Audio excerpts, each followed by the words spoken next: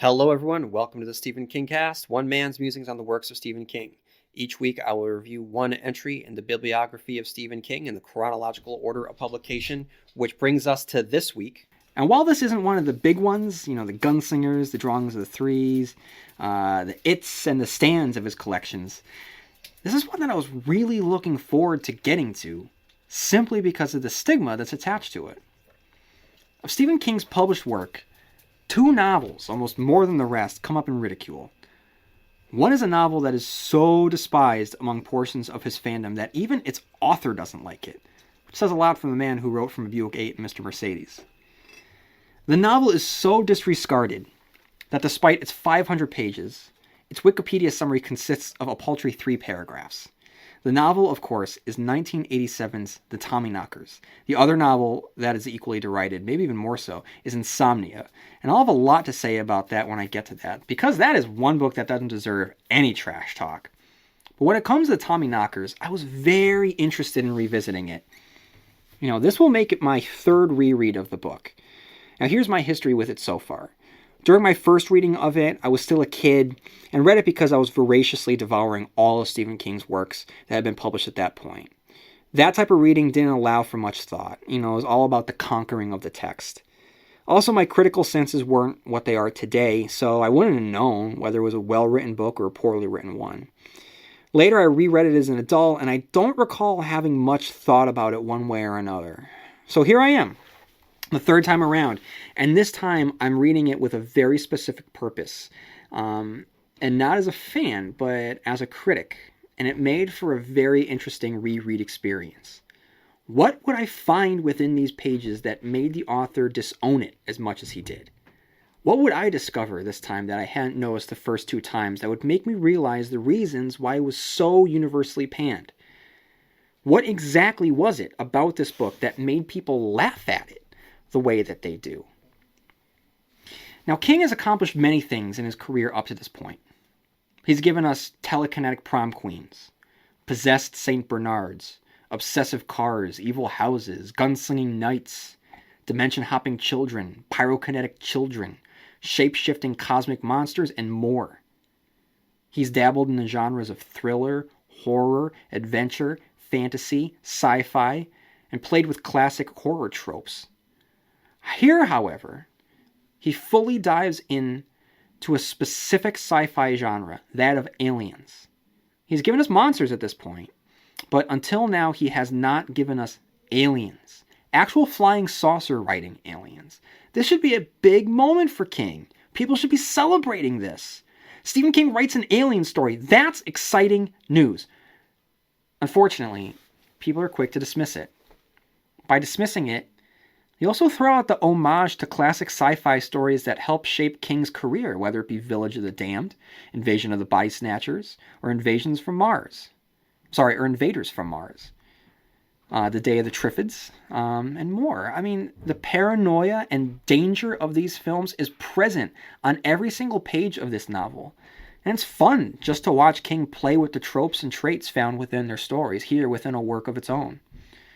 Now, before I opened the book, what I remembered was the great imagery of the green glow, the mysterious concept of a hidden artifact discovered in the ground, and the great need to know what it is. I remembered that Guard's End always filled me with loneliness and sadness.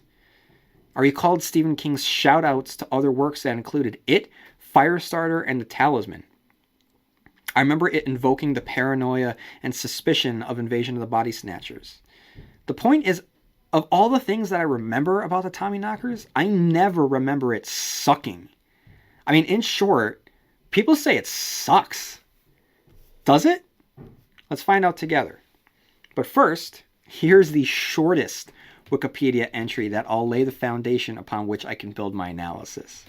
While walking in the woods near the small town of Haven, Maine, Roberta Bobby Anderson, a writer of Wild West-themed fiction, stumbles upon a metal object that turns out to be a protrusion of a long-buried alien spacecraft. Once exposed, the spacecraft begins to release an invisible gas into the atmosphere that gradually transforms people into beings similar to the aliens who populated the ship.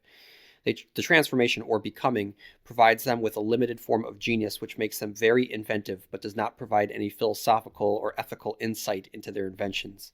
The spacecraft also prevents those affected by it from leaving town, provoking psychotic violence in some people, and causes the disappearance of a young boy, David Brown, whose older brother Hilly teleports him to the planet referred to as Altair 4 by the Havenites. The book's central character is James Eric Gardner, a poet and friend of Bobby Anderson, who goes by the nickname Guard. He is somewhat immune to the ship's effects because of the steel plate in his head, a souvenir of a teenage skiing accident. Guard is also an alcoholic and prone to binges that result in violent outbursts followed by lengthy blackouts. As Bobby is almost totally overcome by the euphoria of becoming one with the spacecraft, Guard increasingly sees her health worsen and her sanity disappear.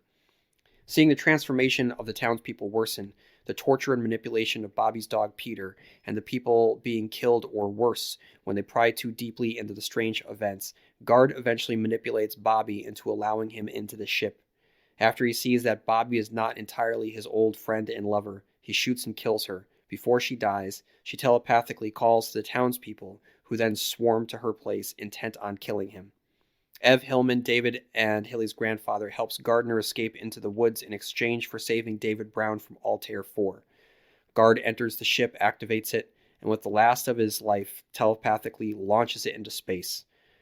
This results in the eventual deaths of nearly all of the changed townspeople, but prevent the possible disastrous consequences of the ship's influence spreading to the outside world. Very shortly afterward, members of the FBI, CIA, and the Shop invade Haven and take as many of the Havenites as possible, killing a nearly quarter of the survivors and few of the devices created by the altered people of Haven. In the last pages, David Brown is discovered safe and sound in Hilly Brown's hospital room. Analysis. Book 1, The Ship in the Earth. The first few pages are pretty dry. As King's openings go, this one isn't his most dynamic. It's a rather matter-of-fact introduction to Bobby Anderson, her dog Peter, who'd been given to her from Jim Gardner, who isn't really in her life anymore. We get a very simple walk through the woods with musings on life, on aging, on loneliness. There are great truths to it, like the sadness she feels when she looks upon her aging dog. But other than that, I'd have to say it's pretty boring. King references a time she'd been lost in the woods, and I just couldn't help but think that her being lost in the woods and then discovering the alien ship would have made for a much better opening. One thing, though, that is effective is that the text itself is dense, comprised of thick paragraphs that emulates the depth of the woods themselves. What's clear from these first few pages, the opening in general, is that King has a lot to say about the woods. And it made me realize that when you come to think about it, he hasn't really written a book about the woods before. Parts of it and the body take place in the woods, but for all of the horror mined from various settings, he hasn't explored the mysteries of the forest. On a personal level, mysterious forests are something that has always intrigued me, so regardless of the fact that his opening isn't the most captivating, his description of the woods themselves are enough of a hook for this reader to keep going. The woods are like the bottom of the ocean or the surface of another planet. Mysterious, alien, dangerous. When the woods you step into another world, you surrender yourself to the fact that by stepping out of a constructed civilization, you're stepping out of safety. The woods represent the wild, the unknown, where in this case, mysteries beg to be unearthed. While it might come after pages of description of Bobby's loneliness, the buried object in the forest is a great hook. Who wouldn't be captivated by this? If discovered, who wouldn't want to excavate it? You might tell yourself that you want to have nothing to do with it. But wouldn't the need to know overpower rationality? Damon Lindelof and Carlton Cuse understood this and buried an object as a major plot point on Lost. John Locke's obsession over unearthing it, uncovering its mysteries, are clearly inspired by the Tommyknockers. Lindelof and Cuse are admittedly big King fans, so it comes as no surprise that they're able to invoke the sensations that the reader feels while reading the Tommyknockers. Thank God that's such a natural and magnetic hook. because King nearly derails the book with indulging in Bobby's morose self-loathing over the fact that she isn't recognized as an artist. If this was meant to paint her as self-centered, I'd compliment it. But I believe he's honestly channeling feelings of not being taken seriously in his field, which he has every right to feel. But like I said in my Misery review, when a writer spends too much time talking about being a writer, it comes across as self-indulgent. Now, right away for me, he has crafted an unsympathetic character. Now, look, I'm an educated guy. I'm not overly manly. I'm pretty empathetic. And I have what I think is an open mind. But when I read about Bobby's wistful night of a career that never took off, I feel like shaking her. A house in the woods with a nice dog and a collection of published books sounds like a pretty nice life if you ask me. The fact that she's sullen over what she doesn't have makes her incredibly unlikable, at least in my book. It's like Hannah from Girls stumbled into a Stephen King book. The difference is that Lena Dunham understands that her character isn't supposed to be likable. Now, again, guys, I'm sorry, it's just, I've been thinking more and more about this, and I'm going to get into it again in the Stephen Kingisms, where, you know, one thing that I've mentioned again and again and again is the author as protagonist. And I just find that it makes for such a static character. I know that you're supposed to write about what you know, and clearly King is meant to write, right? He has tapped into something that most people are not born with. When asked why he's a writer, he says, because I don't know what else I would do. It's what he was made to do. And it's clearly on display. And clearly he has, like what Joe Hill, his son, has said, Stephen King has forgotten more about writing than most people will ever know about writing. So I'm glad that he has published on writing, which is a gift to everyone that's fascinated with the writing process. And I'm glad that he's given us characters like Paul Sheldon, okay, in Misery, or later, and I'm currently reading it right now, Thad Beaumont in The Dark Half.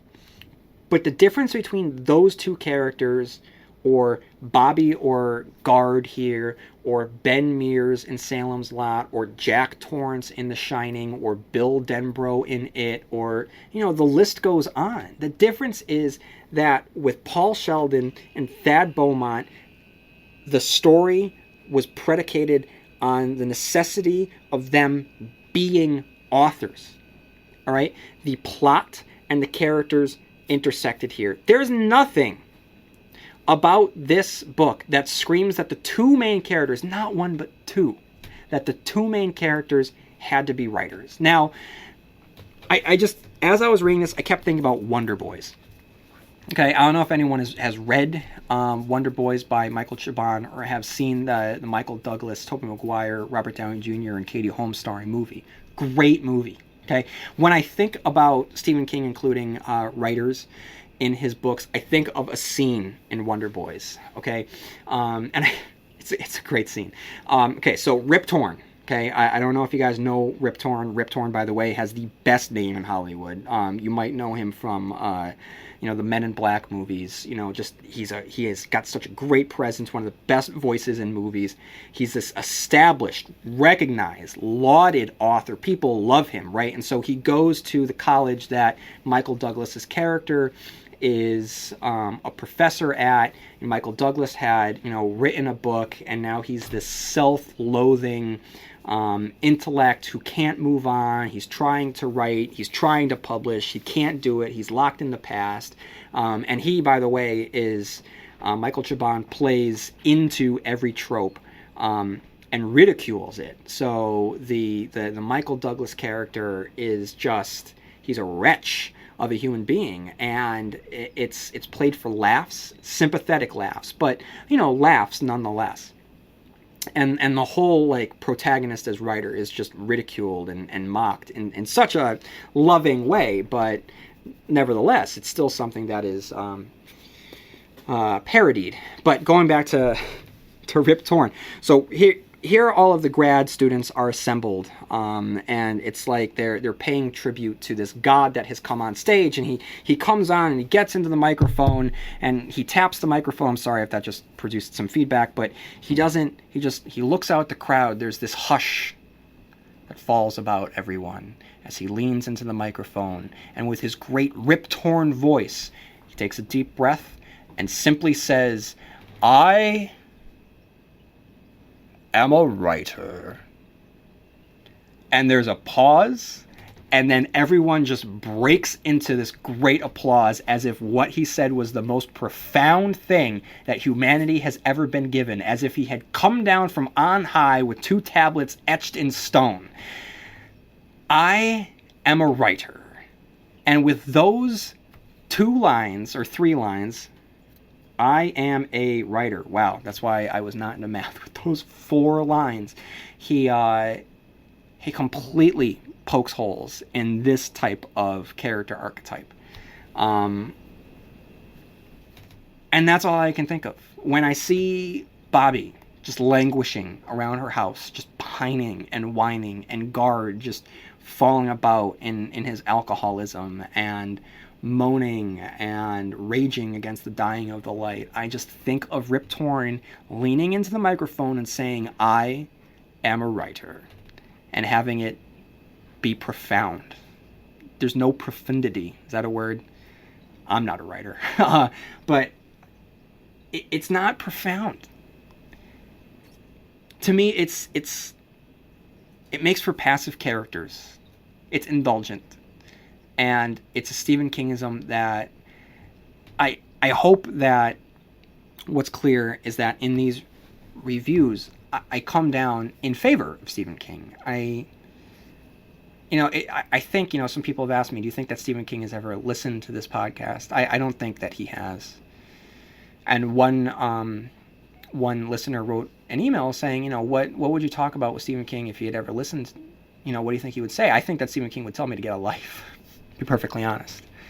So I'm always conscientious, though, that if he was listening, I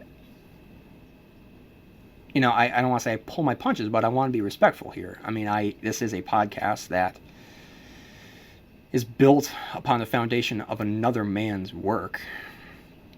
So even though I have issues, I do hope that it's clear that despite any issues I have, I think the man is a tour de force and has given more than he's taken. And this is just one aspect. I just want to clarify that it's one aspect that I think that he relied a little bit too much on. And this particular instance with Bobby and Guard, I'm going to get into this in a lot more detail. But this specific kind of self-loathing author, I think speaks a lot to what was occurring around the time of publication in 1987. But, again, the writers as a character talk about writing. It really, in books, it's the only art where it can happen. I mean, painters can't really paint about painting. Actors can't really act about acting. I mean, I guess that you could have an actor, get on stage and do performance, experimental theater where they're contorting their bodies and saying it's the acting process. But even if they vocalize it and start to put into words, they're structuring a narrative, which is a storytelling aspect of writers. Musicians can't really make music about music. You could write a piece about what music means, but the music itself would speak for the music. It would be more of the music inspiring a piece about music than a piece of music being written about music. Does that make sense? But with writing, you can pretty much do anything, right? Your imagination is an unlimited special effects budget. You can do anything, And so writing about writing and writing about writers is actually limiting your story or your imagination. And certainly the imagination of the readers. So like I said, I think that there are exceptions. I say that misery can't work unless Paul is an author, and same thing with The Dark Half. But a story about magic spaceship that grants you superpowers, it doesn't need not just one, but 2 self-absorbed writer characters as the main characters. Now, I know that, I just went off on a pretty large tangent there. And I know that King provides a counter-argument. Guard shakes Bobby at one point as she thinks about it. And, he tells her to stop sniveling. But to me, it's like putting a Band-Aid on leprosy. It's a false fix. It's just cosmetic. It does not take away from the fact that our first meeting with her, this is how she appeared. On a positive note, King ends the section with Bobby having a dream about her teeth falling out, which is, if you've experienced it, you'll know that it's a pretty awful dream to have. And with what winds up happening later in the novel, the whole teeth falling out of your head, it's just a really great way to show the vulnerability and the dehumanization of what's occurring within the townsfolk. Chapter 2, Anderson Digs. By page 36, it's hypothesized by our main character that the buried object is a flying saucer. On page 37, King unknowingly delivers one hell of an image. In the span of 2 back-to-back sentences, he again, not for the first time, but again describes her heavy menstrual flow and follows it up with a description of a dinner of baked beans and knockwurst. Yum! I'm not saying that he shouldn't describe menstrual flows, heavy or otherwise, or what Bobby eats for dinner. What I am saying is that maybe he should be a little more careful in the spacing of the words menstrual flow, baked beans, and knockwurst. Okay, so I probably should say at this point that this book, more than the others, is probably where the joke of King's wordiness came about. Though it and the stand were long, there's very few portions that I would call extraneous. Here, however, we go almost 50 pages before Bobby encounters another human being. The rest of the time is spent with her thinking about the object, descriptions of her menstruation, pining about Jim, thinking about the writing career she doesn't have. It's pretty brutal. 50 pages in, Bobby takes Peter to the vet where all hell breaks loose. The buried ship is having a major effect on our characters. On page 58, Bobby again thinks of Jim Gardner, and King notes that this character happens to have a steel plate in his head. That knowledge is a seed that will later grow as a major plot point, and it's buried in what's pretty effective scene in which King masterfully describes a summer thunderstorm that knocks out her power. And while sitting alone in the dark with Peter, Bobby realizes that his cataract is now glowing with unearthly green light. It's very effective, a great scene. Chapter 4, The Dig, continued. Now, not much occurs here. She puts together the fact that the vet hadn't seen the green glow of Peter's cataract because the green glow hadn't wanted to be seen. And when she returns to the site, she discovers the dead bodies of woodland animals. Yet she continues. What's interesting to note is that I don't think the reader ever blames her for continuing to dig. King does a good job at referencing someone's desire to smoke cigarettes knowing that it can give you cancer. Similarly, she continues to go to the dig even though it's causing a physical reaction within her, has de-aged her dog, is now carpeting the woodland floor with the bodies of dead animals. Chapter 5, Gardner Takes a Fall. Here we're introduced to our other main character, the oft-referred to Jim Gardner, who carries on the Stephen King trope of addiction and writer as protagonist. Jim, who had been propped up in our minds as the other half of Bobby Anderson, is revealed to be a struggling alcoholic and brilliant but underappreciated poet. As I stated earlier, and I don't need to get into it here, having not one but 2 underappreciated writers as our co-leads makes this book nearly insufferable at times. And keep in mind that it's page 70 and we're only now getting to know our next character. This is really the second character we've met in the book. I don't count Dr. Etheridge the vet because his inclusion is so brief it almost doesn't matter, and is swallowed by the thick chunks of text belonging to Bobby's musing about love, life, writing, and her beagle's de-aging. Within those large chunks of introspective texts, King is still able to capture beautiful moments, don't get me wrong, whether it's the recreation of a summer thunderstorm or here, with Guard, remembering a specific night with Bobby. He remembered waking up once, listening to the wind, thinking of all the dark and rushing cold outside and all the warmth of this bed, filled with their peaceful heat under 2 quilts, and wishing it could be like this forever. Only nothing ever was. He had been raised to believe God was love, but you had to wonder how loving a God could be when he made men and women smart enough to land on the moon but stupid enough to have to learn there was no such thing as forever over and over again. Man, now, this excerpt sticks out to me because of the quiet beauty of the memory of the two of them together, but more so because of how the novel ends, specifically with Guard piloting the alien ship alone, driving it into the stars. Whenever I look back on the Tommyknockers, my mind always first goes to the ending.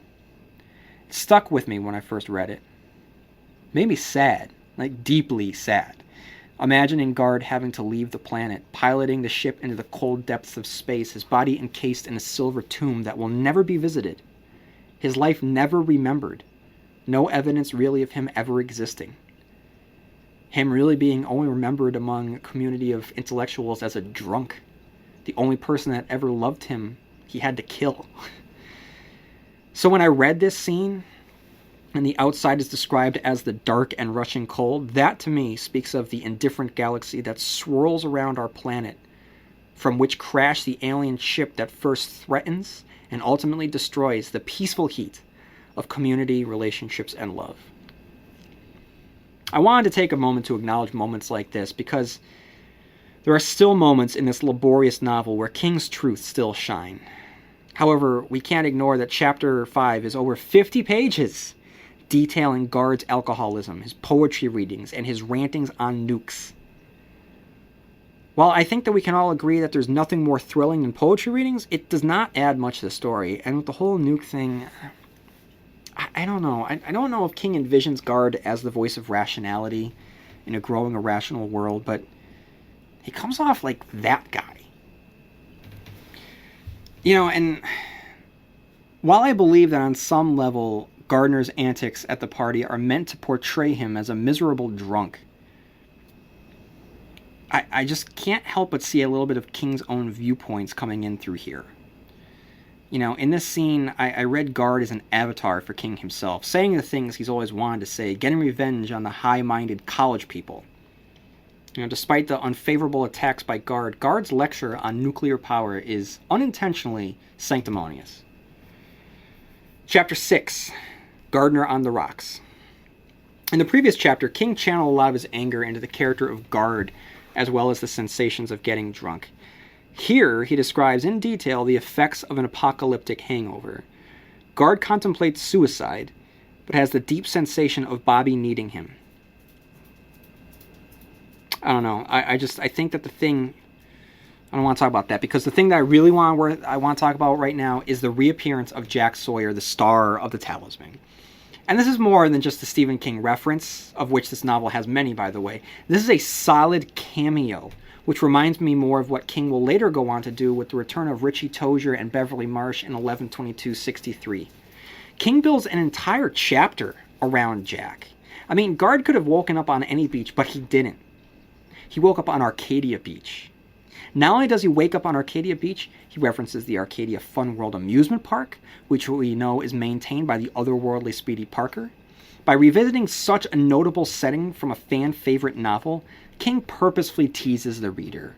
We have our memories of the place, and when we think of Arcadia, we clearly think of Jack. So when Guard wakes up on the beach, and King writes, "A kid in jeans and a t-shirt set off a string of firecrackers," the fanboy in us all pumps our fist in glee. And while it might be the 4th of July, those fireworks are not going off because of our nation's independence, but because we're celebrating the return of Travelin' Jack Sawyer. It's a quick scene, but for fans of the Talisman, it's so much fun. It's no coincidence that while in the presence of Jack, that Guard is able to pull himself together enough to call Bobby. Call it the power of the white. Now, I haven't read Black House, the sequel to The Talisman, in quite a while, so I'm not sure if Lily's death by car crash matches up with what King and Straub will present later. Chapter 7, Gardner Arrives. While this novel stars a couple of self-centered intellectuals who can't get out of their own way, this scene includes an example of King's most inherent characteristic, the genuine kindness of mankind. As I've stated before in the podcast episodes, we see characters overcome the terrors present in his works when they are able to rely on those around them.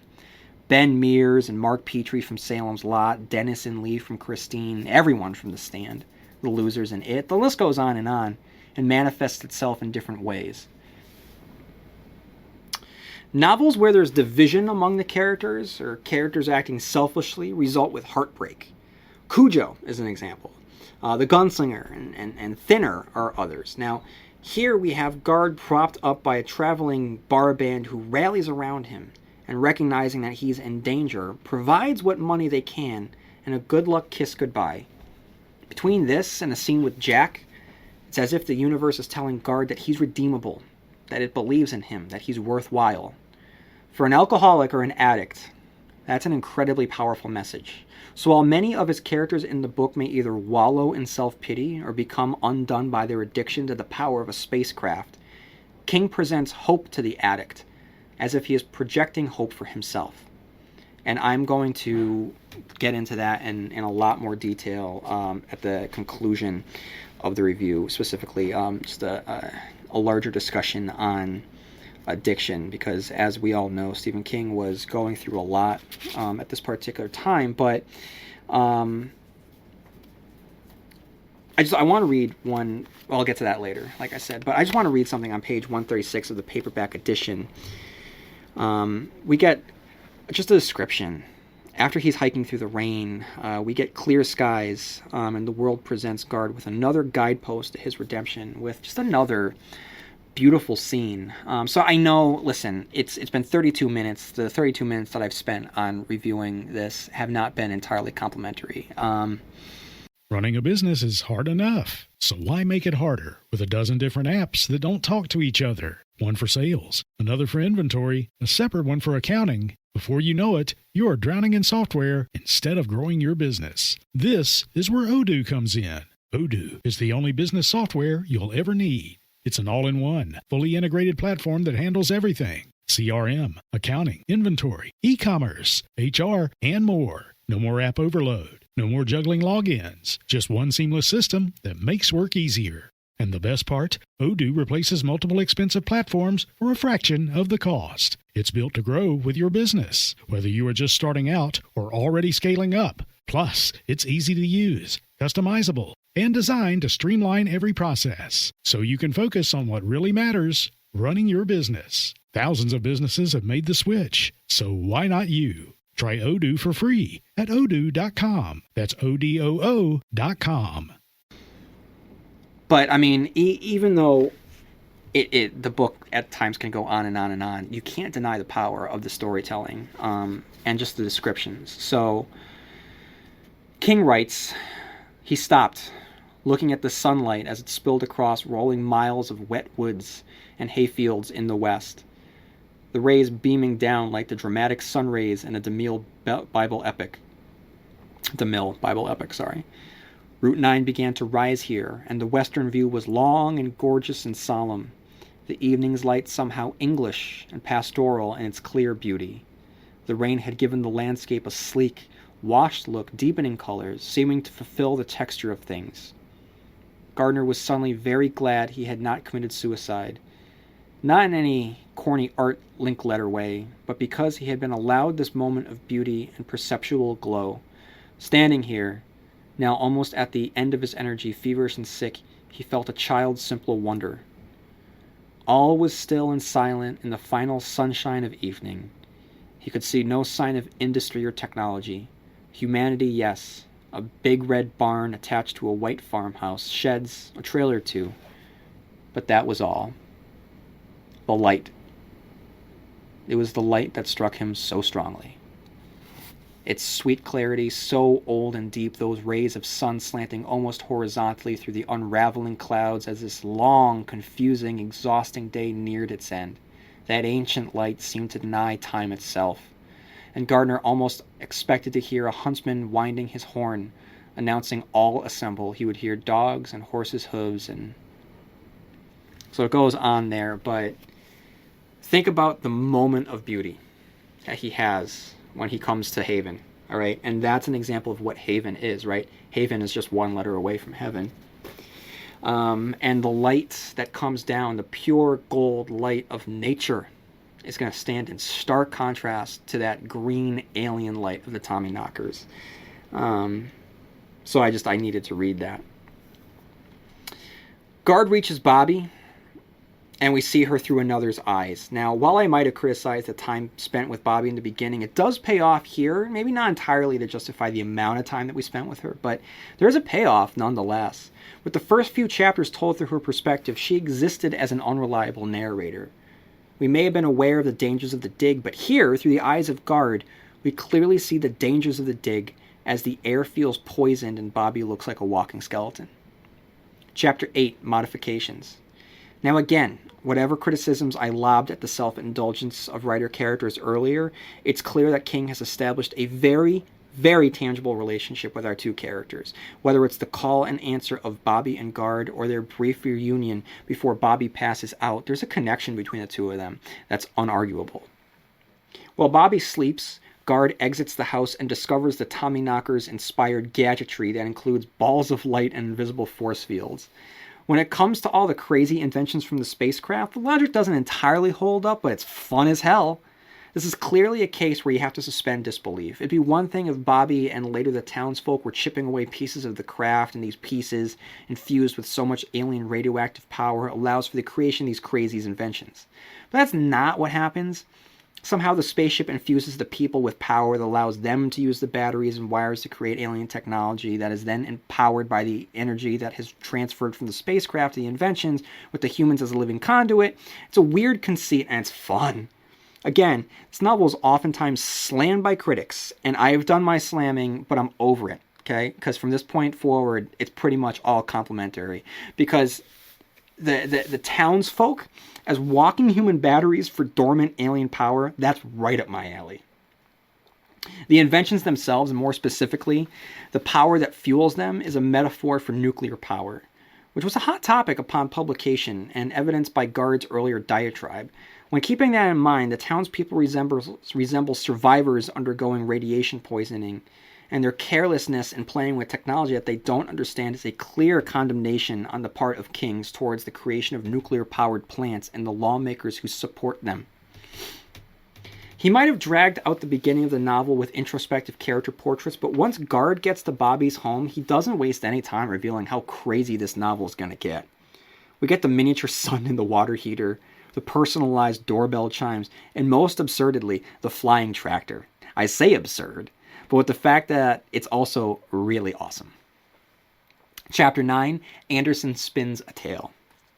Now awake, Bobby and Guard are able to catch up. There's a tragedy present with these two characters, these two broken souls who can only find solace with one another, but even that isn't enough. When you look at these two from beginning to end, their story is really, really sad. Probably the saddest romance that King has crafted so far. Wendy and Jack's marriage from The Shining was already on the rocks.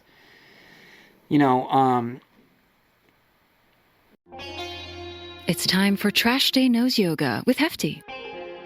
Let's transform stinky scenarios with a joyful scent of Fabuloso. Inhale. You forgot to empty your kid's lunchbox. Exhale. A field of lavender. Inhale. Stinky leftovers. Exhale. Watermelon in the summer. That's the power of Hefty Ultra Strong Trash Bags with Fabuloso. Hefty, hefty, hefty! Jack's death in that book, though awful for the family, was almost a blessing. Donna and Vic Trenton aren't doing so hot in Cujo, and their marriage never really resonated with me. Neither of the characters coming across as very sympathetic. Vic worrying too much about a stupid commercial and Donna having her affair. But maybe because we spent so much time with each character before they got together, we see how much they mean to each other. They're two halves of a broken soul. Now, maybe it's a little codependent and maybe not entirely healthy, but they honestly love each other, whether it's as friends or as more. And it's doomed from the start. With the revelation that Peter has died, let me rephrase that, but when Bobby tells Guard that Peter has died, she says it without inhumanity. We've seen how much she loves that dog. One of the first bits of emotion from the book comes from the sadness that came from the fact that Peter was aging, and the knowledge that she would one day, sooner than she'd like, have to deal with his death. The fact that she doesn't emote goes to show how much of humanity the spaceship has robbed of her. And in its place has been filled with the power of the Tommyknockers, which includes mind reading. Through the typewriter, Guard and Bobby have a silent conversation which really hammers home Bobby's de-evolution. Chapter 10. Gardner decides. Guard approaches the dig, and the time spent away from Bobby shows that she's been busy unearthing what isn't just a spaceship, but a bona fide classic flying saucer. I'm glad that King goes with the classic image because there's so many connotations that come with it. And the classical nature of the spaceship as a silver flying disc is my go-to version of alien spacecrafts. Guard makes the decision to touch the thing, and he probably only does so because of his love of Bobby, because touching it is clearly an insane thing to do at this point, but has an unintended effect which isn't much of a surprise if you think about the time that King has spent on telling and reminding us of the steel plate in Guard's head. When the steel plate blocks whatever transformative property the flying saucer projects, we discover that Bobby hasn't just been affected, but she's actively working for the Tommyknockers and has dangerous motives. Bobby is fully willing to blow Guard's head off if he chooses wrong. And he does choose wrong, though it means his life is spared. He chooses to stay. Book 2, Tales of Haven, Chapter 1, The Town. King spends the first 10 pages of Book 2 establishing the history of the town, of its many name changes, and sets the stage for how its citizens are likely to surrender themselves to charlatans and false prophets, foreshadowing the frenzy with which they will soon find themselves. What King does in Book 2 plays like an extended version of what he did in Salem's Lot, to which he dedicated chapters of examining the characters who lived there in order to show the destruction of the town once the vampire threat spread throughout it. Chapter 2, Becca Paulson. With Becca, King shows us the effects of the saucer upon the citizens of Haven. Here, the saucer does not impress itself upon the characters with cold objectivity, but with King's trademark villainy, manipulative, cartoonish, charismatic. Likewise, Pennywise before and the Crimson King later, the Tommyknockers shapeshift in order to best manipulate their victims. With Becca, it's a gossipy Jesus Christ. We spend this chapter learning of her husband's affair, his mistress, and her own inventions, his newfound ability to predict the winners of the upcoming games, which all goes to show the creepy malignancy of the flying saucer. What its purpose isn't really clear at this point. If it was in control, it probably wouldn't set the people against each other. What do the Tommyknockers have to gain from that? King will take this basic concept, an unnatural catalyst, extraterrestrial here, supernatural later, pitting citizens against citizens in the last Castle Rock story, Needful Things. Chapter 3, Hilly Brown. I said earlier that when I think of the Tommyknockers, I immediately think of the lonely fate of Jim Gardner. The thing that pops up next is the disappearance of David Brown. It's a great plot point that reminds me of The Jaunt. You'd think that being transported into another world, asteroid, or dimension, whatever Altair 4 is, would result in instant death, but Hilly survives. Or David survives. If he didn't, what fate would have he had? The possibilities are chilling, and everything has to do with the Browns' work wonderfully. I want to note that King has also been seeding in little hooks to keep us reading, little loaded Chekhov's guns that hint at future plot developments, whether it's when King stated that the poetry reading would be Guard's last, or here, when King announced that in 1 week the Haven Town Hall would blow up, King fleshes out events on a timeline that race towards what looks to be an increasingly catastrophic conclusion. As for Hilly himself, to whom this chapter is dedicated, man, what a great character. He brings so much needed lightness to what's been, despite its insanity, a pretty heavy book that has included threat of nuclear fallout, depression, suicide, and wives being shot in the face. Hilly is a character I wish we spent more time with. A wide-eyed boy genius whose every action seemed to cause suffering in those around him, with him completely oblivious. It's such a good scene, full attention. It comes down to the fact that, at the end of the day, King knows how to write kids. When he chooses to focus his perspective through the eyes of a child, he nails it every single time. And here is no different. It'd be a wonderful chapter to read even without the disappearance of David Brown. David's disappearance is certainly a gut punch and one of the book's most memorable scenes, but Hilly's characterization leading up to that moment really make that chapter shine. Chapter 4, Bent and Jingles. Like I said earlier, King keeps teasing events yet to come, and with this chapter he jumps ahead by a week. With our two new characters, Officers Bent and Jingles, we're treated to their reactions from a catastrophe that includes an explosion, a steeple, and body parts. We then work backwards the explosion so we get an idea of what has occurred. As King puts the pieces together, the slowly revealing picture is enough to disturb us. The images of the doll's limbs scattered about the town while the citizens of Haven go about their business is chilling, and we get the sense of the town's rapid de-evolution from the flying saucer. Chapter 5. Ruth McCausland. King spends almost 20 pages building up this character so her death is that much more painful. While 20 pages may be a bit extraneous, it works nevertheless. Ruth is described as the heart of the town, so her death is necessary to show the corruption of the town itself. We get to see the physical deterioration of the townspeople as we watch Ruth foolishly but admirably stick to her guns and combat the possession. I mentioned the village of the damned earlier, and this scene feels very reminiscent of that, especially when Ruth tries blocking her thoughts from the Tommyknockers. Chapter 6. Ruth McCausland concluded. The chapter concludes from the last, and we see that Ruth has waited too long to leave. She's now blocked by an invisible membrane that won't let her leave. Chapter 7. Beach Jernigan and Dick Allison. Now, this is a plot point that kind of confuses me.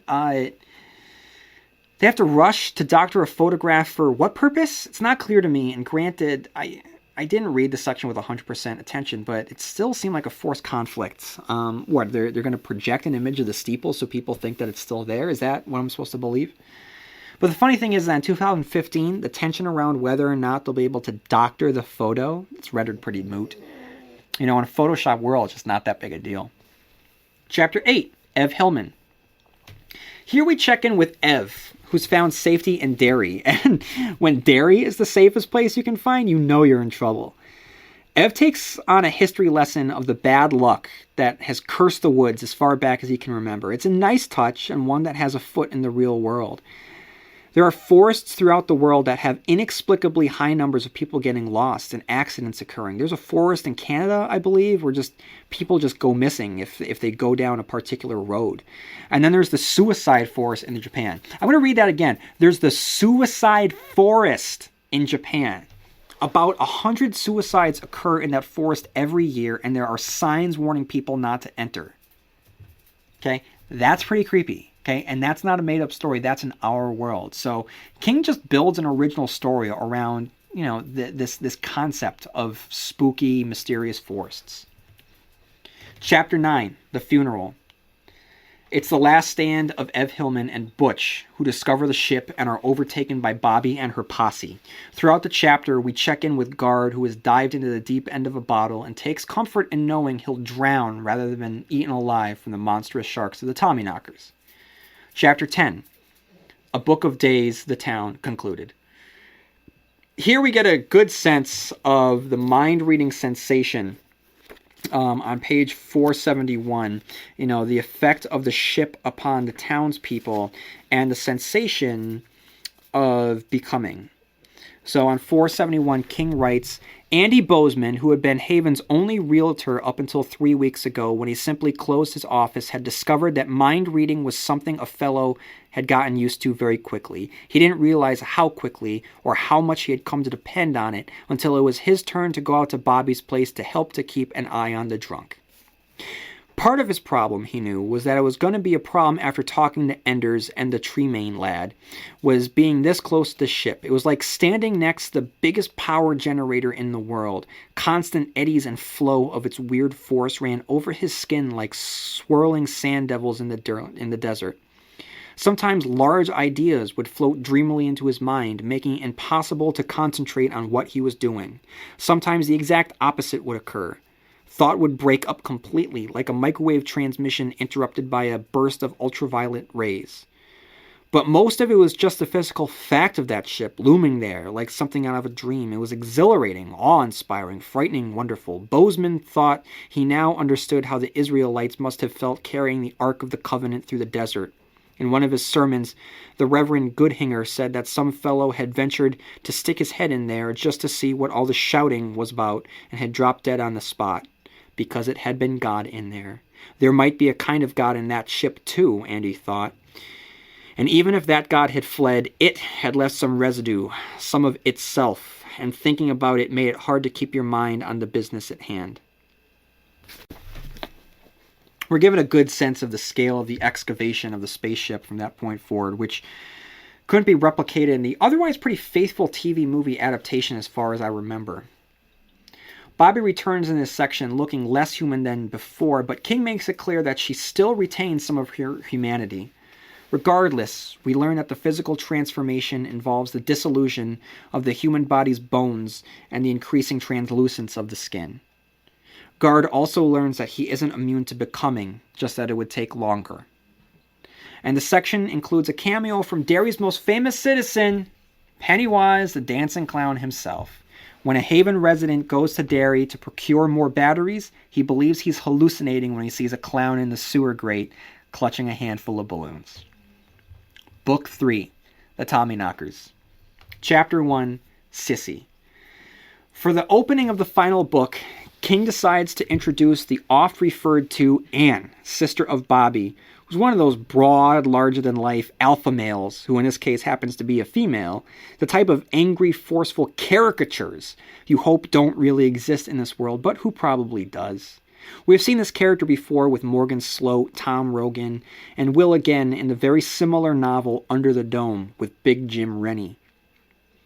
Anne Anderson is so cartoonishly over the top, it brings some humor to the novel, which until this point gets weighed down with Guard's self-pity and Bobby's de-evolution. Anne is so horrible, you can't wait for her to drive to Haven so we can see what Bobby has in store for her. When Anne arrives in town, we get to see how poisonous Haven has become. She becomes immediately ill, then proceeds to nearly pass out for the entire day, which spans in hours, and it passes in what feels like minutes. When she arrives at Bobby's place, we're introduced to the new Bobby, complete with transparent skin and tentacles growing from where no tentacles should ever grow. It's a startling and disgusting image, but nevertheless a memorable and potent one. Chapter 2, Gardner Takes a Walk. It's a short chapter that establishes that Guard is at the point of no return. He either gives into the becoming or does something about it. Chapter 3, The Hatch. As the chapter suggests, they reach the hull, which presents the end game for the novel. Chapter 4, The Shed. More so than the hatch, the shed has been the biggest mystery, and it's here where Guard finally decides to enter. King teases the moment when Guard enters, and when he does, it's horrifying. Peter, the Beagle, Ev, and Anne are all suspended in a state of living death, human batteries that aren't allowed to die. Now, Peter is the key to this scene. King meticulously details the love of that dog, allowed us to impart our own memories of the cherished dogs of our lives onto him just to make this scene work. While Bobby has been passing as a human being despite her growing inhumanity, it's clear that she's nothing but subhuman. And this is the galvanizing catalyst that drives Guard into action. The real tension doesn't come from what's in the shed, but when Bobby returns and Guard realizes that he's forgotten to place the padlock back where it belongs. It's such a good example of King demonstrating his storytelling prowess. It would have been tense enough watching Guard struggle with acting civilly around them, knowing what he knows, but this extra bit adds so much more tension than you could believe. Chapter 5, The Scoop. This is a chapter that could have been removed and the story could move on without a glitch. It's just another example of a non-Haven resident attempting to get into Haven and finding it poisonous. Chapter 6, Inside the Ship. Like the chapter title suggests, it's all about Bobby and Guard heading into the ship. They find the bodies of the Tommyknockers, and King reveals that the ship crashed due to infighting, suggesting parallels between the aliens and ourselves. It doesn't matter that they came from beyond the stars. In so many ways, they're just like us. Chapter 7, The Scoop, continued. The reporter investigates Haven and is quickly killed by a flying Coke vending machine. It's probably the only sentence I need to read that describes the lunacy of this novel. I'm going to read it again. The reporter investigates Haven and is quickly killed by a flying Coke vending machine. Chapter 8, Guard and Bobby. With just about 100 pages to go, an excavated spaceship, a poisoned town, possessed citizens, and a dying hero, all bets are off. So when Guard fears for his life around Bobby, we have every reason to believe him. It's the final confrontation between our two main characters, who started out at each other's love, but have ended as not just enemies, but members of a different species. And here, in a furious argument, Guard unleashes his wrath upon her, pointing out her faults and with the following excerpt, King again hammers home the dangers of humanity playing with toys it can't understand, whether it be fire, guns, nukes, or alien technology, which can be found from 642 to 643. Nobody thought of it, he said. Right. So you sent those two kids, all ready to do or die for good old Haven, and now one of them is dead and the other one's blind. I don't care who or what has taken you over. Part of you has to be inside someplace. Part of you has to realize that you people haven't been doing anything creative at all. Quite the opposite. You've been taking dumb pills and congratulating each other on how wonderful it all is. I was the crazy one. I kept telling myself it would be okay even when after I knew better. But it's the same old it always was. You can disintegrate people, you can teleport them to someplace for safekeeping or burial or whatever, but you're dumb as a baby with a loaded pistol. Bobby doesn't do a great job at justifying their possession or their use of technology, describing the Tommyknockers, of which she now considers herself to be, as builders, not thinkers. That they simply build these gadgets, which include a teleporter, without knowing where the other side might lead. She brings up a point that I never considered, which is, why bother with a flying saucer when you can just teleport? Well, there's only so many channels of teleportation destinations, and none of them pleasant. Entire civilizations have died because of the Tommyknockers' carelessness, including something called Shatter Day. Bobby explains that the Tommyknockers are like children, childlike. She justifies their actions as being fated and suggests they are one with God. Their actions, therefore, are righteous, free of blame. In this concluding scene, the Tommyknockers are just like any other zealous ideology who kills in the name of a higher power. It ends with Guard fighting the pills and raising the gun only to discover it's misfired. This is unbelievably tense. Chapter 9, The Scoop, concluded. This is where people stop actively ignoring the occurrences in Haven, and this is where King channels his own inner fanboy by reintroducing an agency that has just as much of an introduction in this book as Jack Sawyer did, and that is the antagonist of Firestarter, the Shop. Meanwhile, we're given a different perspective of civilians watching the flying saucer rise out of the smoke and flame, and it's an awesome image. Chapter 10, Tommyknockers knocking at the door. Bobby and Guard have their ugly end, in which Bobby is first set on fire, then put out of her misery with a gunshot. Guard, who is now poisoned with Valium and suffering from a shattered ankle, is tasked with saving the day. With Bobby dead, it's a race against time, and Guard has to save David, destroy the shed, and make it to the ship before the townsfolk get to him. It's a manic ending that includes a death ray umbrella and the return of the flying tractor. I could talk more about it, but it just kind of needs to be experienced. Guard gets the ship, uses it to suck the energy from all the Tommyknockers to power it, and sends it to the stars. And the book ends with as distinct a memory of I have of any of King's books. Like I said earlier, the lonely death of Jim Gardner, who dies alone in the cold depths of space while envisioning a reunion with Bobby and Peter. It's really hard to read. So with the book itself, with my running thoughts on the book, two things really came to mind. The first of which is what I kind of alluded to earlier, and that's addiction. And I'll address it again in the Stephen King instance, but I'm going to go into a lot more detail in this particular section. But I need here to point out that this book, Tommyknockers, it comes about at a time when King's alcoholism and drug abuse was at its worst.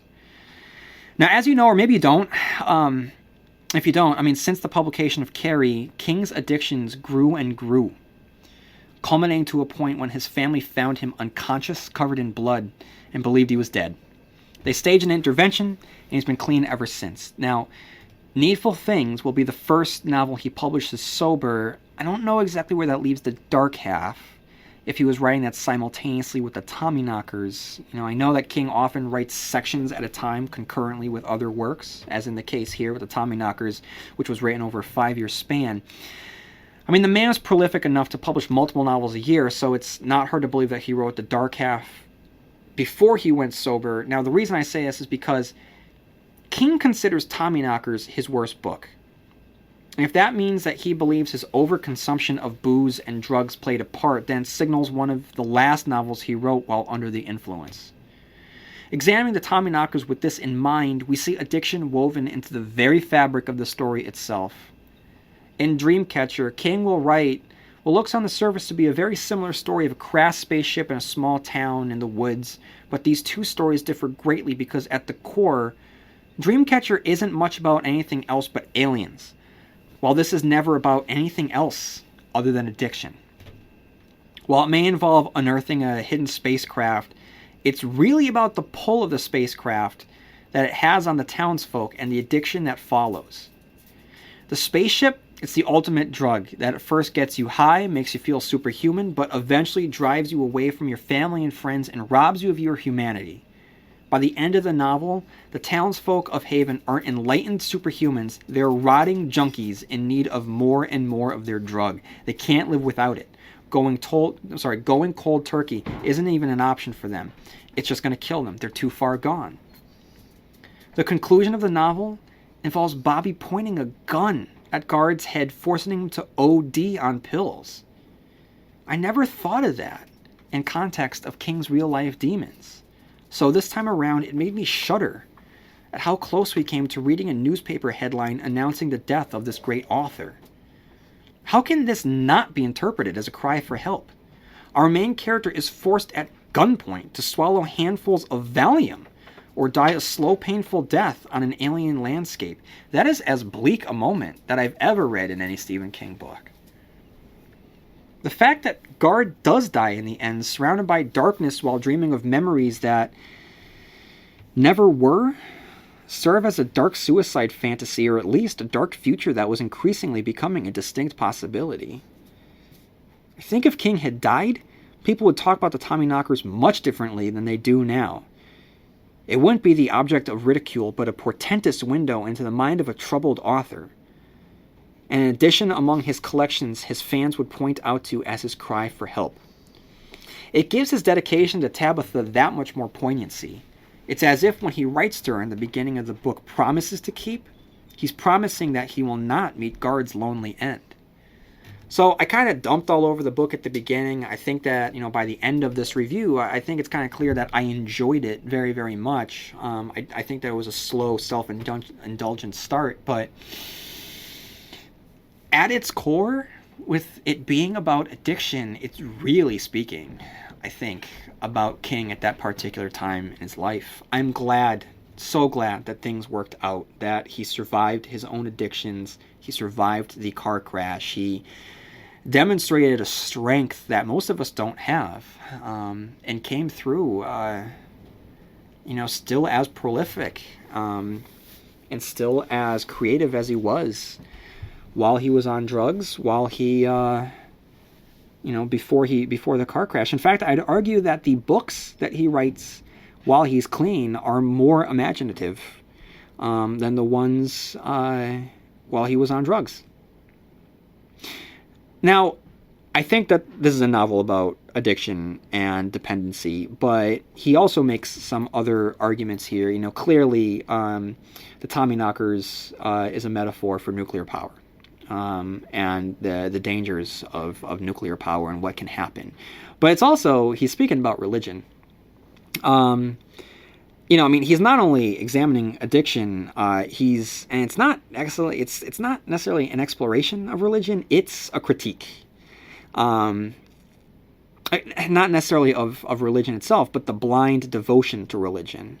Just over 200 pages in, King introduces us to Becca Paulson, the wife of Joe Paulson, who is currently sleeping with Nancy. Now, with Becca, King does not pull any punches. His disdain for the character makes me think of similar characters that we've seen before, the blind religious believers who follow without thinking. We've seen them as villains, the Margaret Whites, the Sylvia Pitsons, the Mrs. Carmodys. Here, however, we don't have the shepherd, we only have one of the sheep. And much like Johnny Smith's mother from the Dead Zone, she's pretty pitiful.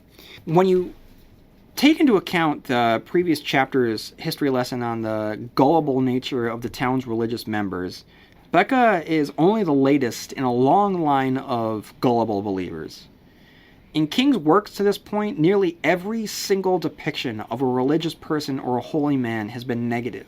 White, Carmody, Pitson, Sunlight Gardner, Mrs. Smith, Reverend Lester Lowe. Roland from the Dark Tower is propelled by a religious-like quest. Even Father Callahan is tainted by the end of Salem's Lot. There's only one positive characterization that has been defined by religious beliefs, and that's Mother Abigail. With Becca in King's crosshairs, he pulls the trigger on this one. This one, more so than the others, is wickedly mean-spirited. Not only does she blindly follow the will of a talking Jesus Christ, but Jesus Christ continually mocks her. With so many religious characters depicted in an unflattering or villainous light, it's clear that within his works, King is making a scathing indictment of blind religion. Keep in mind he isn't condemning faith, but the type of faith that's hypocritical, self-serving, and one that doesn't allow for critical or introspective thought. I said earlier that the possession of the townspeople serve as the metaphor for addiction, but it also serves as an equally pointed metaphor for blind worship. The inhabitants of Haven give their lives to a false idol to which they surrender their souls. So, final thoughts. All in all, The Tommyknockers is a novel that suffers from identity crisis. From the reader's perspective, it just comes down to preference. King does great work at building up characters only to tear them down right after. Like I said earlier, that's probably where the criticisms of King's overwriting a story began. Do we need hundreds of pages dedicated to tertiary characters just to show the effects of the alien spaceship? Probably not. Does it make the town seem that much richer, more alive? Yeah, of course it does. But for anyone that wants the novel to speed along at a quicker pace, you have every right to complain. It's a heavy book. Like, not physically heavy, just emotionally heavy, thematically heavy. And that's where I think that it never knew what it wanted to be. You know, on one hand, King's tackling weighty issues of the dangers of nuclear-powered facilities, suicide, alcoholism, depression, self-identity, all wrapped up in a novel with battery-powered alien technology and flying tractors. For a novel that has crazy, whacked-out sci-fi elements, the human side is strangely and unnecessarily depressing. With that said, the fact that it doesn't really know what it wants to be, I think that it makes for a really rich reading experience, and this type of crazy is right up my alley. I like the fact that the book is messy. You know, besides the fact that it serves as a window into the life of a writer at that particular moment in time, it creates for a novel that's always unexpected. Because it switches from serious to zany every other page, I never know what I'm going to get next, and I'll always appreciate that type of reading experience. So, what I'm going to do now, I would typically go into the Stephen Kingisms, but what I'm going to do is recommended by a great review that was posted on iTunes from a listener that I didn't even think about. Who suggested a separate section alone for the Easter eggs, which is great. So welcome to a brand new section of the Stephen King cast, the Easter eggs. You know, before I had labeled all references and what could be constituted as Easter eggs under the Stephen Kingisms. But it was during the review, it was suggested that it be its own section, and I don't know why I ever thought of that before. So thank you for recommending this perfect idea in which I'll examine the little Easter eggs and cameos that King sprinkles through his works. You know, and that will draw a distinct line between the reading experience and the writing experience. So the reading experience will be represented in the Easter eggs, and the writing experience will be represented with the Kingisms. So good call, listeners. Thank you. So this book connects to a number of King's works, which at first might make you think that they're all operating in the same world. Now, when you look closer at King's works, you realize that there's a multiverse at play. So when looking at a reference, it means that this universe, the events of that novel or story that was referenced, could have occurred, but the events referenced in the reference story don't necessarily have to have had occurred. Did that make any sense? It probably didn't make any sense, but hopefully by the end of the Easter eggs, it will have made sense. So let's look at what he writes and make some sense of his Easter eggs. On page 41, he references a sundog, which will later be the title to the novella in 4 Past Midnight, which will take place in Castle Rock. Number 2, Guard goes on a bender which takes him to Arcadia Beach, New Hampshire, where he meets Travelin' Jack Sawyer. As I stated in the review above, it's a wonderful little scene. And the notable thing about it is that because Jack Sawyer is the only Jack Sawyer in the multiverse, that's our Jack, and not some parallel dimension version of the character. Now, what I mean by that is when we look at the inclusion or a shout out to a character, if you look close enough, you might find that the character or shout out is not referencing the exact story or character you're familiar with. Like I said above, kind of confusingly. But a great example is looking at Easter egg number 3. The Arrowhead Project, okay? The Arrowhead Project from The Mist is mentioned. A Maine military installation famous for breaching a hole between dimensions and bringing forth the mist and the monsters within, from the novella contained within Skeleton Crew. Because Guard's world is not overrun with leviathans, fogs, and spiders, it means that this Arrowhead Project exists on a different universe than the one from the short story contained within Skeleton Crew.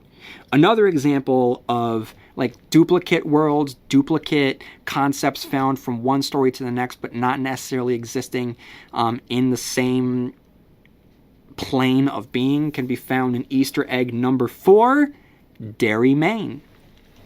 Derry is the setting of a number of Stephen King's novels that includes Insomnia, Fleetingly Seen in Dreamcatcher, Fair Extension from Full Dark No Stars, The Running Man, 11/22/63, and of course, most famously, with his 1986 magnum opus, It. Speaking of It, at one point, 2 characters have to travel to Derry, and at one point, one is convinced that he sees a clown in the sewer. Now, I don't believe that this is the same world that we had read about in the pages of It, because by the conclusion of that book, the spider had been killed. Now, yeah, you could say that maybe the spider wasn't killed, which would allow for the Tommyknocker characters to see it, but by the end of it, it was pretty clear that the cycle had been broken. Furthermore, Derry suffered major destruction by the end of the book due to the showdown between the losers and the clown.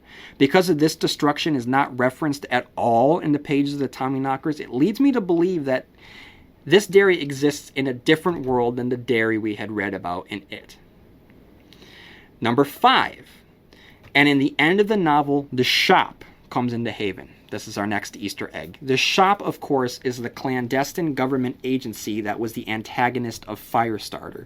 The events of Firestarter, namely the fact that a little girl burned the installation down to the ground, is referenced. Number 6. While in Derry, Ev has a conversation about the Dead Zone's John Smith, which connects the Tommyknockers to the Body, Cujo, the Dark Half, Needful Things, and Nightflyer. And because the events of Cujo are referenced in Pet Sematary, it means that the Tommyknockers take place within that world as well, at least on the surface. Number 7 is The Shining, which appears in an Easter egg. This world exists, the world of Tommyknockers exists, where there was a movie version of The Shining starring Jack Nicholson, rather than having the events of the Overlook occur within their world. Yet, there's a discrepancy if you look a bit closer. Now, as I stated earlier, Derry is heavily referenced, and the clown is even spotted. In the novel It, we are given a flashback which features a cameo from Dick Halloran from The Shining, which leads me to believe and illustrates that the events of It, like I said earlier, operate within the same world as The Shining, the book. However, with the reference to the movie The Shining, we have a bit of a contradiction, but at the same time supports my argument that Derry represented here is a different Derry from the one that we'd read about in It. All right? So, those are all the Easter eggs that I found. I'm sure that there's more, but little note here. I think that because there were so many Easter eggs in this novel, and very fanboyish moments with the return of the shop and Jack Sawyer, I think this is why I had expected an Avengers-style moment in the back half of the Dark Tower. If King could pluck beloved characters and ideas from his previous works for a novel like the Tommyknockers, then surely he would do for the same for his linchpin of the universe. Sadly, that was not meant to be.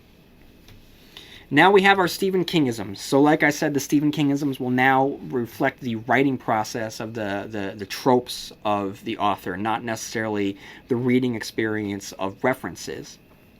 So the first is animals reacting to a spacecraft. Here it's Peter, it's the dead animals around the spacecraft. Later we're going to see animals reacting to a spacecraft in Dreamcatcher. Number 3, bodily reactions from the spacecraft. Here we have menstrual flows from the Tommyknockers. Later we're going to see shit weasels from Dreamcatcher. We have the assassination of JFK. This is clearly a moment that sticks with King as he sets us in post-assassination 1984 in the drawing of the 3 and even makes it the impetus for time travel in 11/22/63, which will soon be a Hulu television event starring James Franco. In this novel, Bobby remembers the assassination of Lee Harvey Oswald. Then we have the Addict, as I've mentioned at length. Guard is the latest in a line of addicts that includes Father Callahan, Jack Torrance, Eddie Dean, Paul Sheldon, Andy McGee, and that's just the literal physical addictions to substances. That doesn't include the obsessive addictions found within Christine and the Gunslinger. Another Stephen Kingism is a character waking up on a beach. Here we see it with Guard on Arcadia Beach, and we've seen it before with the Gunslinger in the drawing of the 3. Number 6 is characters growing unnaturally thin through unnatural means. We see it here with Bobby, and we've seen it before in Thinner. Number 7 is the prophetic nightmare. It's a staple of King's works. Here we have Guard dreaming of the oncoming dangers of the Tommyknockers. Number 8 is inventions fueled by unnatural energy. Here it's the result of the spaceship, and in Revival we see it with Charlie Jacobs' crazy electric obsession. Number 9 is thoughts interrupted with parentheses. I haven't mentioned this one in a while because it's so present in pretty much everything he does. I just kind of take it for granted. I mean, do you notice that your lungs are expanding and contracting? No, your lungs just operate. You don't even notice that you're doing that. Same way here. You don't notice that King always has thoughts interrupted with parentheses. Number 10 is the corruption of a small town. First seen with Salem's Lot, then in Derry, now in Haven. Number 11 is the accident with a tanker truck and a child. Of course, there's Pet Cemetery. Here, Hilly Brown almost goes sledding right into the path of an oncoming truck. Number 12 is the dome, or the invisible membrane. One thing that I didn't mention yet was that the Tommyknockers took 5 years to write and publish, beginning in 1982. 6 years before that, King had begun writing a novel called The Cannibals, which would be retooled and published decades later as Under the Dome. It's clear that certain images and ideas from Under the Dome are reworked here for the Tommyknockers, the first of which is the dome itself. Here it serves as a physical barrier through which the townsfolk can no longer pass. We also see the effect of surgeries affected by the extraterrestrial influence as the pacemaker from Under the Dome and Guard's metal plate here. And in both novels, the death of the police leads to the decline of the town itself. And in the end, both novels are a result of childish aliens indifferent to our concept of morality. Number 13 is crashing private planes. We have it here, we have it Under the Dome and in Insomnia. Number 14 is Ends in Fire. So many of Stephen King's books end in fire, and here it ends with the greatest forest fire in Maine history. Number 15 is The Pyromaniac. Here we meet Lester, the man who loved fire, that would probably have been best friends with the Trash Can Man.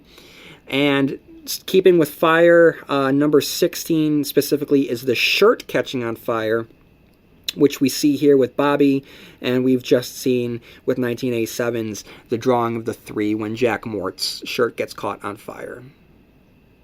So, with all of that said, the only thing that I have left will be found on page 458, and I am going to end while I still have a voice, and I don't know how it sounds right now, but my throat is hurting. This is the 4th review that I have done today. I've just gone straight through.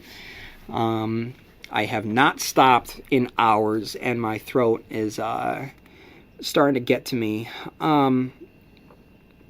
So we have our quote. So we're going to start on page 458, and it goes from 458 to 459. This is what I believe the most important quote or section of the text is. It was well for the people of Haven that the Big Bang never did come. well, for the people of Maine, New England, perhaps for the whole continent or the whole planet. I would not be the one to tell you that there are no planets anywhere in the universe that are not large dead cinders floating in space because a war over who was or who was not hogging too many dryers in the local laundromat escalated into Doomsville. No one ever really knows where things will end or if they will. And there had been a time in late June when the entire world might have awakened to discover a terrible, world-dripping conflict was going on in an obscure Maine town, an exchange which had begun over something as deeply important as whose turn it had been to pick up the coffee break check at the Haven lunch. Of course, we may blow up our world someday with no outside help at all for reasons which look every bit as trivial from a standpoint of light years, from where we rotate far out on one spoke of the Milky Way in the lesser Magellanic Cloud, whether or not the Russians invade the Iranian oil fields or whether NATO decides to install American-made cruise missiles into West Germany may seem every bit as important as whose turn it is to pick up a tab for 5 coffees and a like number of Danish. Maybe it all comes down to the same thing when viewed from a galactic perspective. So much of this novel is about the time when it was written. And tensions were escalating, and King, he takes the global conflict and the universal conflict, and he just squeezes it down into a small town. Well, everyone, I hope that you enjoyed my thoughts on the Tommyknockers, a novel that I wasn't sure how I was going to feel upon reread, but I really enjoyed it. It was a great time, and I hope that I had a good time listening to my thoughts.